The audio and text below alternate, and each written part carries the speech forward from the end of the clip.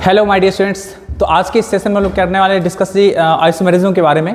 Isomerism आपको organic chemistry का बहुत इंपॉर्टेंट पार्ट है, जो पूरे के पूरे ऑर्गेनिक केमिस्ट्री में सारे के सारे चैप्टर्स में क्या होगा आपको इसका लिंक होता है, समझे ना। तो ध्यान रखिएगा, इससे डायरेक्ट क्वेश्चन भी आता है और आपको अगर क्वेश्चन डायरेक्ट नहीं आएगा तो आपको क्या होगा, किसी क्वेश्चन में इसका कॉन्सेप्ट का यूज करके आपको दे सकता है प्रॉब्लम्स, ठीक है ना। आपको इस पर स्पेशली क्या है आपका जी, जो हम लोग बात करेंगे जनरली नहीं स्पेशली करेंगे बात किसके बारे में, स्टीरियो आइसोमेरिज्म के बारे में, समझे ना। तो वो आपको बहुत ज़्यादा इंपॉर्टेंट है पूरे ऑर्गेनिक केमिस्ट्री में। आपको स्टीरियो आइसोमेरिज्म से रिलेटेड आपको पूरा आता ही रहेगा कॉन्सेप्ट्स, ठीक है ना जी। तो बिल्कुल ध्यान से आप लोग लेक्चर को देखिएगा, जो भी लिखाएंगे उसको नोट करते जाइएगा और पूरा का पूरा सेशन के एंड तक देखिएगा, ठीक है ना जी। चलिए स्टार्ट करते हैं हम लोग, ठीक। देखिएगा, हम लोग बात करते हैं जी आइसोमेरिज्म के बारे में। ये आइसोमेरिज्म क्या होता है समझिएगा ध्यान से जी, समझिए। आपको ये एक ऐसा फिनोमेना है जिसमें कंपाउंड का मॉलिक्यूलर फॉर्मूला सेम रहेगा जी, है कि नहीं, लेकिन उसका स्ट्रक्चरल फॉर्मूला क्या रहेगा, ऐसा कुछ रहेगा जिससे कि उसके प्रॉपर्टीज में डिफरेंसेस आ सकता है, नहीं जी। अब जैसे कि देखिएगा आप लोग जी, फॉर्मूला आपका कुछ ऐसा है C2H6O। ऐसा ये क्या है आपका मॉलिक्यूलर फॉर्मूला है किसी कंपाउंड का, समझे ना, किसी कंपाउंड का मॉलिक्यूलर फॉर्मूला है, ठीक। अब देखिए इसका ना, इसके करस्पॉन्डिंग आपको दो ठो मिल सकता है कंपाउंड जी। एक मिल सकता है अल्कोहल और एक मिल सकता है क्या आपका जी ईथर, है कि नहीं। अब देखिएगा, अभी आपको जस्ट बताए हैं कि ये एक ऐसा फिनोमेना होता है जिसमें आपको कंपाउंड्स का मॉलिक्यूलर फॉर्मूला सेम रहेगा, लेकिन उसका क्या रहेगा, स्ट्रक्चर के डिफरेंट होने के कारण क्या होगा, उसकी फिजिकल प्रॉपर्टीज और कभी कभी आपको केमिकल प्रॉपर्टीज में भी अंतर देखने को मिल सकता है, ठीक है ना जी, है ना, ऐसा कुछ देखने को मिलेगा। तो चलिए हम लोग देख लेते हैं आपका जी, ये क्या है, आपको मॉलिक्यूलर फॉर्मूला क्या है आपका जी C2H6O है ना। तो इसके करस्पॉन्डिंग आपको दो तरह के कंपाउंड मिल सकता है। एक का फॉर्मूला क्या रहेगा, तो C2H5OH, ऐसा कुछ रहेगा फॉर्मूला। दूसरे का फॉर्मूला क्या रहेगा आपका जी, दूसरे का जो फॉर्मूला रहेगा, देखिए इसको जब तक हटाएंगे नहीं, ठीक है। ये मक्खी अब जहाँ भागेगा बताइए, परेशान कर रहा है, अभी कोयले ला के इसको जला देंगे हम। ठीक है, चलिए तो क्या होगा, ये CH3OCH3, ठीक है। देख रहे हैं जहाँ टहला है वहाँ पूरा गंदा कर दिया है।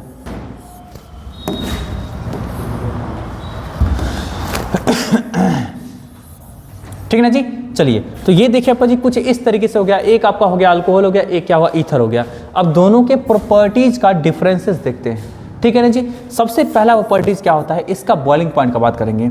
इसका बॉइलिंग पॉइंट जो रहेगा, वो 78 डिग्री सेंटीग्रेड होता है, और इसका बॉइलिंग पॉइंट जो रहेगा वो अप्रॉक्स में क्या रहेगा आपका जी, वो क्या आता है -21 डिग्री सेंटीग्रेड। देख लीजिए कंपाउंड में क्या है आपका जी, देखिएगा C2H5OH है ना जी, अरे 2 कार्बन है, 6 हाइड्रोजन है, 1 ऑक्सीजन है, ऐसा ही है कि नहीं जी। आपका C2 2 ठो कार्बन है जी, आपका 3 3 6 आपका क्या हाइड्रोजन है ना, और 1 ऑक्सीजन है। तो दोनों का फॉर्मूला तो सेम है ना जी, लेकिन आपको क्या है जी, आपको क्या है, ये दोनों का दोनों कंपाउंड आपको अलग अलग है कि नहीं। एटम्स का जो अरेंजमेंट है ना, वो दोनों आपका अलग अलग है, जिस कारण से दोनों के प्रॉपर्टीज में क्या अंतर आ रहा है। तो बॉइलिंग पॉइंट समझ में आपको आ गया जी, है ना। अगर हम इसकी बात करेंगे तो ये बहुत अच्छा सॉल्वेंट की तरह काम करता है, वो उतना अच्छा सॉल्वेंट की तरह काम नहीं करता है। अगर सोडियम के साथ रिएक्शन करेंगे तो देखिए ध्यान से, रिएक्शन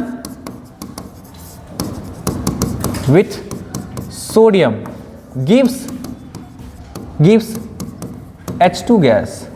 अगर सोडियम के साथ इसका रिएक्शन कराते हैं तो ये H2 गैस देगा, समझे बात ना जी, है ना, ठीक। लेकिन आपको अगर इसके साथ रिएक्शन कराएंगे सोडियम का तो कुछ नहीं देगा, रिएक्शन विथ Na, रिएक्शन नहीं होगा यहाँ पे, कोई दिक्कत जी किसी को भी, है कि नहीं। चलिए आगे बढ़ते हैं, नेक्स्ट पॉइंट देखिए जी, अगर इसका रिएक्शन कराते हैं किसके साथ, रिएक्शन विथ HI, अगर HI के साथ रिएक्शन कराते हैं, है ना, हाइड्रोजन आयोडाइड के साथ, तो ये देगा आपका जी क्या, तो गिव्स C2H5OH देगा, ऐसा कुछ देगा। लेकिन अगर इसका रिएक्शन कराते हैं किसके साथ जी, HI के साथ, तो देखिए ध्यान से, रिएक्शन विथ HI गिव्स क्या देगा आपका जी, CH3I। देख रहे हैं दोनों कंपाउंड में अंतर है कि नहीं जी, वो CH3I दे रहा है, ये क्या दे रहा है आपका जी, ये क्या दे रहा है, ये दे रहा है आपका जी C2H5I, और ये इथाइल आयोडाइड वो क्या दे रहा है आपका जी, मिथाइल आयोडाइड, दोनों कंपाउंड में अंतर है कि नहीं जी, है ना। कोई दिक्कत जी किसी को भी? फॉर्मूला देख सकते हैं आपका जी, दोनों का क्या फॉर्मूला क्या है आपका जी, वो सेम ही है, C2H6O है। इसके लिए आपका क्या C2H5OH निकल के आ गया, इसके लिए क्या CH3OCH3 निकल के आ गया जी, है ना। इसका जो HI के साथ रिएक्शन करेंगे तो आपका C2H5H आएगा, C2H5 आएगा, C2H5I, है ना, और ये क्या देगा CH3I दे देगा जी, है ना। दोनों कंपाउंड क्या है आपको अलग अलग है कि नहीं जी। तो आपको ऐसा ही कुछ डिफरेंसेस होता है, समझना, ऐसे बहुत सारे डिफरेंसेस आपको क्या होगा हर तरह के कंपाउंड्स में देखने को मिलेगा, समझे बात ना जी। तो ये क्या होता है आपका जी, ये जो आपको है ये दोनों एक दूसरे का क्या कहलाएगा आपका जी, ये कहलाएगा आइसोमर्स कहलाएगा, क्या समझे, ये दोनों का दोनों क्या कहलाएगा, आइसोमर्स कहलाएगा। कोई दिक्कत है किसी को जी? तो चलिए इसका डेफिनेशन की हम लोग बात करते थे, डेफिनेशन क्या होगा समझिए ध्यान से। The phenomenon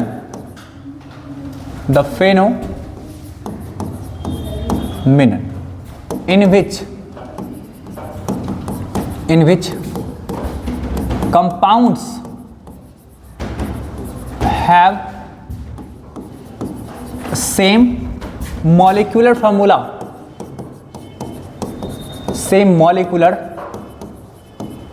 formula but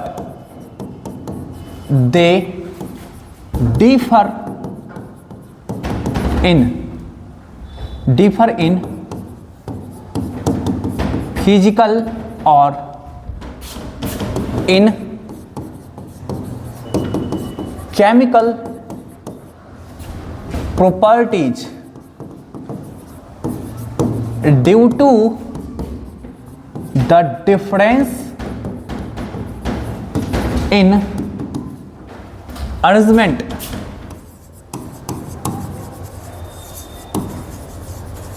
arrangement of atoms in space, है ना। एटम्स का अरेंजमेंट जो करेंगे आपका जी वो स्पेस में, वो क्या होगा अलग अलग तरीके से हो सकता है, और इसके कारण क्या होगा आपको आइसोमेरिज्म क्या होगा फेनोमेना एराइज होगा, समझे ना जी। देखिए आइसोमर्स का आपका मीनिंग क्या होता है समझिए जी। आइसो का मतलब क्या होता है आपका जी, सेम, समझे ना। और ये जो मर्स है, मर्स या मेरोज, ये क्या होता है आपका जी, पार्ट, सेम पार्ट है कि नहीं जी। सेम पार्ट क्या है आपका जी, मॉलिक्यूलर फॉर्मूला, समझे बात ना जी, है ना। लेकिन क्या आपका जी डिफरेंट क्या फिजिकल प्रॉपर्टीज, क्या प्रॉपर्टीज, ये क्या आ रहा है आपका जी, एटम्स का जो अरेंजमेंट है वो डिफरेंट तरीके से करने से आ रहा है। कोई दिक्कत जी किसी को? पहले लिखिए इसको जल्दी से। चलिए बच्चे लोग, तो अब हम लोग देखते हैं जी आइसोमेरिज्म का टाइप कितना होता है, समझे ना। चलिए सब लोग देखिए ध्यान से एकदम। आइसोमेरिज्म का टाइप की बात करते हैं। देखिए इसका दो टाइप होता है। सबसे पहला जो है ना वो क्या है आपका जी, स्ट्रक्चरल और कॉन्स्टिट्यूशनल आइसोमेरिज्म, है ना। स्ट्रक्चरल और कॉन्स्टिट्यूशनल आइसोमेरिज्म। दूसरा टाइप जो होता है वो क्या होता है, स्पेस और स्टीरियो आइसोमेरिज्म, है ना। स्पेस और स्टीरियो आइसोमेरिज्म। कोई दिक्कत जी किसी को भी, है ना। चलिए स्ट्रक्चरल का देखिए कितना टाइप होता है जी, देखिएगा सब लोग ध्यान से। सबसे पहला जो होगा वो क्या होगा, चेन आइसोमेरिज्म। दूसरा क्या होगा, पोजीशन आइसोमेरिज्म, ठीक है। उसके बाद क्या होगा, रिंग चेन आइसोमेरिज्म। उसके बाद क्या होगा,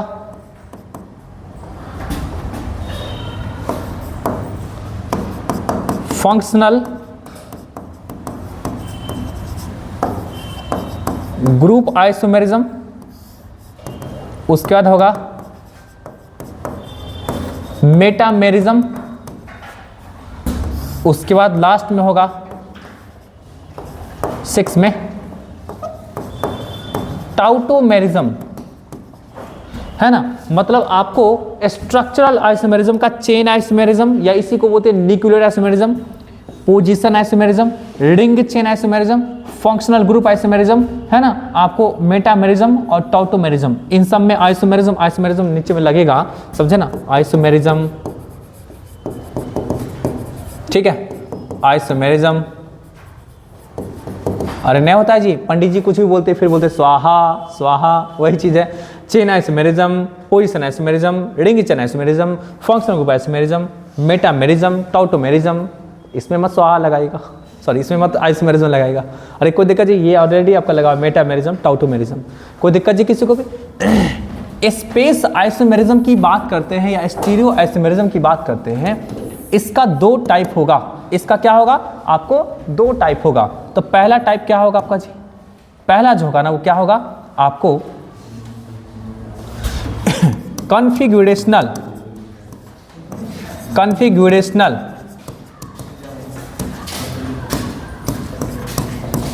आइसोमेरिज्म, और इसमें आपको दूसरा जो होगा कॉन्फॉर्मेशनल आइसोमेरिज्म, है ना। ये क्या हुआ कॉन्फिगरेशनल और वो क्या हुआ कॉन्फॉर्मेशनल। और कॉन्फिगरेशनल का भी दो टाइप होगा, बस लास्ट है। एक क्या होगा ऑप्टिकल, दूसरा क्या होगा ज्योमेट्रिकल। समझे ना, ऑप्टिकल ज्योमेट्रिकल, ऑप्टिकल आइसोमेरिज्म और ज्योमेट्रिकल आइसोमेरिज्म, ये होता है आपका ये टाइप। चलिए फटाफट इसको लिखिए जल्दी से। क्या करते हैं नेक्स्ट, बात करते हैं किसका बात करते हैं जी, तो ये स्ट्रक्चरल आइसोमेरिज्म का, समझे ना। चलिए फुल डिटेल से हम बात करेंगे।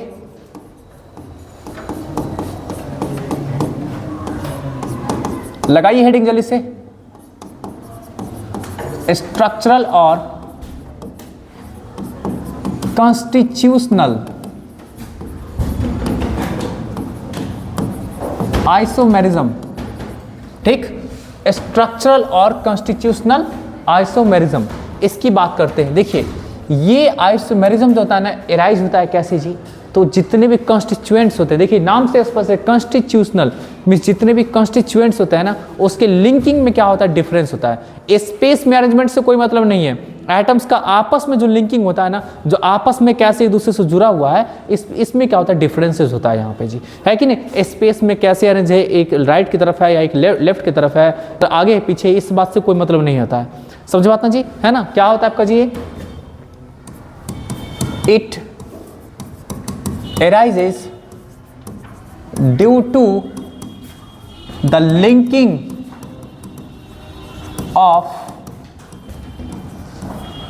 constituents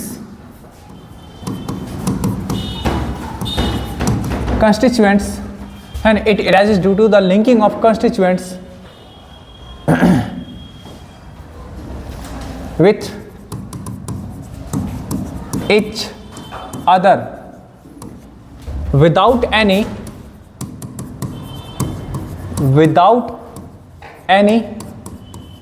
space reference।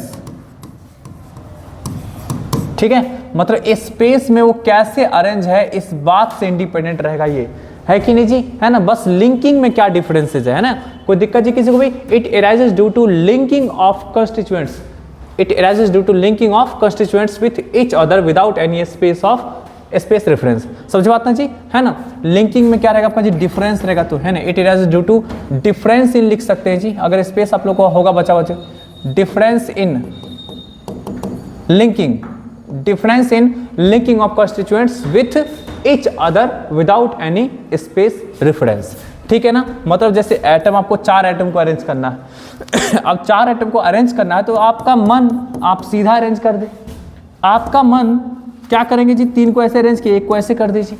अरे कोई दिक्कत है किसी को भी जी, है ना। तो ये इस तरीके से हो गया आपका जी। आपका मन 4 एटम को अरेंज करना है तो आप ऐसे करके कर सकते हैं, 4 को गोल करके कर देंगे जी।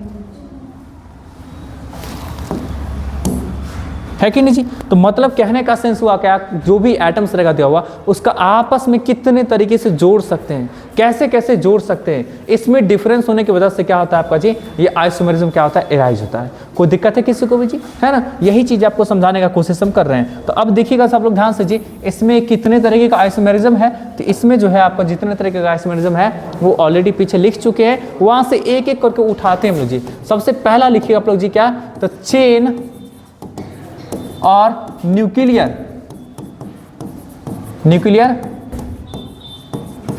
आइसोमेरिज्म, चेन और न्यूक्लियर आइसोमेरिज्म, इस तरीके का। मतलब यहां पे चेन लेंथ में क्या होगा, डिफरेंस जाएगा। न्यूक्लियर का मतलब भी क्या होता है, चेन लेंथ। इसका मतलब भी क्या होगा आपका जी, इसका भी सेंस किससे है आपका जी, चेन लेंथ से ही सेंस है, चेन लेंथ। तो यहां पे लिखते हैं it arises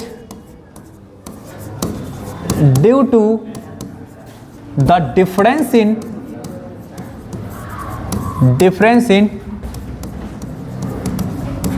chain length in compound, है ना। कंपाउंड में जो चेन का जो लेंथ होगा ना, उसके आपका क्या हो, लेंथ में क्या होगा, चेन का जो लेंथ होगा उसमें डिफरेंस होने की वजह से ऐसा होगा। अब देखिएगा जैसे ध्यान से जी, जैसे आपके पास क्या है, C4H10 है, C4H10, इसको कैसे कैसे दिखा सकते हैं, तो आप ऐसे दिखा सकते हैं, सारे के सारे कार्बन एटम को एकदम स्ट्रेट चेन में दिखा सकते हैं, सारे के सारे कार्बन एटम को स्ट्रेट चेन में, देखिए सारे का सारे कार्बन एटम को स्ट्रेट में दिखा दिए। आपका मन करे तो 3 एटम को आप क्या कर सकते हैं, स्ट्रेट चेन में जोड़ सकते हैं, और चौथा को यहाँ ब्रांच से लगा देंगे।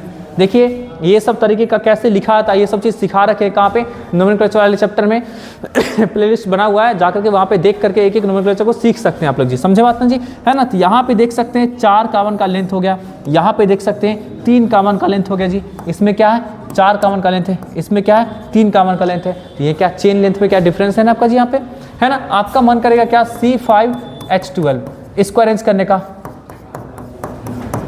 है ना। तो यहाँ देख सकते हैं 5 के 5 कार्बन को स्ट्रेट चेन में जोड़ दिए, है ना। आपका मन करेगा 4 को जोड़ने का स्ट्रेट चेन में,